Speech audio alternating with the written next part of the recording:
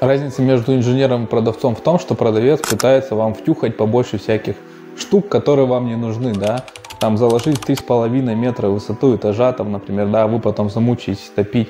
То есть какие-то штуки, например, острожку стен там снаружи, да, которые вам не надо, потому что вы дом утеплите, обошьете, да, но это дополнительная стоимость, то есть и вам пытаются втюхать. А инженер, наоборот, вам подсказывает все плюсы и минусы какой-то технологии, и вы делаете выбор, исходя из этих плюсов и минусов и ваших потребностей. То есть никто вам не впаривает, а конкретно рассказывает преимущества, там, например, свайного фундамента или ленточного, а выбор остается за вами. То есть вам не говорят, что надо хоромы строить, вам говорят конкретно площадь дома, конкретно под одну семью, там, под вас, с теми нюансами, которые вам требуются. Сергей, вы больше инженер или продавец? Я больше инженер. Честно? Честно.